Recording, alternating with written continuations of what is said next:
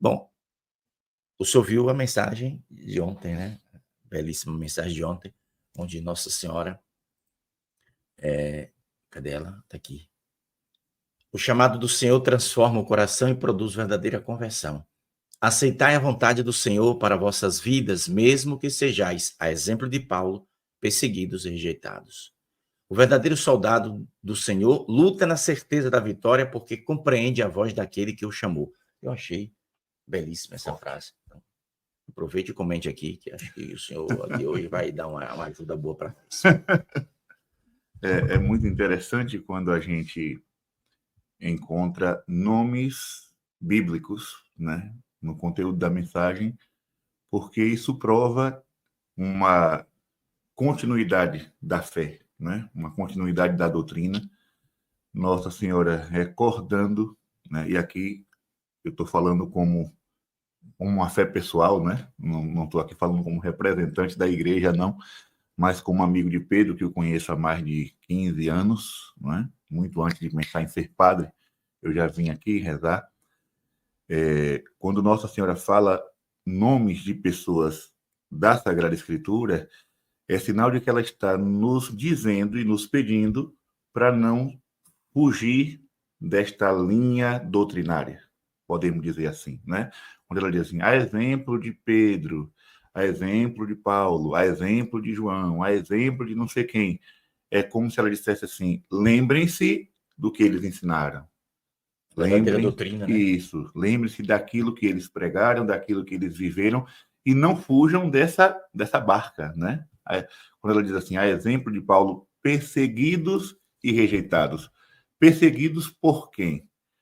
Rejeitados por quem? Paulo foi perseguido e rejeitado pelos sacerdotes do judaísmo, né?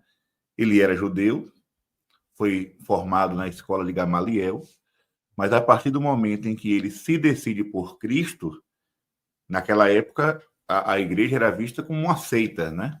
A igreja não é a seita do Nazareno. Os sumos sacerdotes, os doutores da lei, todo o sinédrio chamava os cristãos de seita do Nazareno.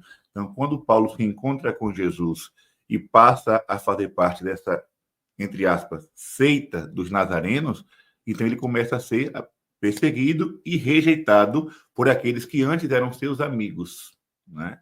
Ou seja, Paulo saiu da nossa turma, agora ele é discípulo de Jesus. Então vamos persegui-lo o máximo possível.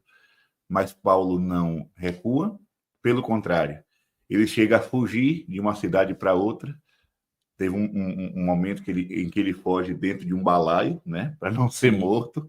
Ele viaja de navio, ele viaja de navio, que eu falo barco, né? Sim. Viaja de animal, viaja a pé, mas em momento algum ele recua.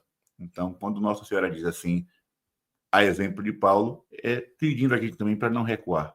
Eu vejo nesse sentido, Pedro, né? Sim, sim. Não recue. Mesmo que você sofra perseguição, mesmo que você seja... Por exemplo, você que está escutando aqui agora, digamos que venha uma lei, seja ela qual for, que vai fazer mal à fé católica, vai fazer mal para os cristãos, e você se levanta na sua comunidade, na sua paróquia, no seu grupo e diga, eu não aceito. A partir do momento, você vai ser colocado de lado. A partir desse momento, você vai ser visto como o rebelde, como o desobediente, porque você está indo contra uma lei. Só que você está indo contra uma lei que não é de Deus, né? Você está recusando uma lei que não é bíblica, que não é católica, que não é doutrinária. Então, você será também, como Paulo, perseguido e rejeitado, colocado para fora. Não tenha medo disso, não. Nós não podemos ter medo de rejeição, porque Jesus Cristo, ele é o primeiro rejeitado da história da igreja. O que é que diz o Evangelho de São João, capítulo 1? Ele vai dizer assim, ele veio para os seus e os seus não o acolheram. Então, assim, Jesus é o primeiro rejeitado da história, né? Que procura um lugar para nascer e não acha, vai nascer no estábulo. Na cruz, ele tinha uma multidão de pessoas o seguindo, mas na cruz só tinha 4. João, Maria Santíssima, Maria Madalena e Maria de Cleófas. Então, assim, nós não podemos ter medo também de ser escanteado, como se diz, né? Perseguido, mas permanecer firme na fé, a exemplo de São Paulo, como disse Nossa Senhora. Vale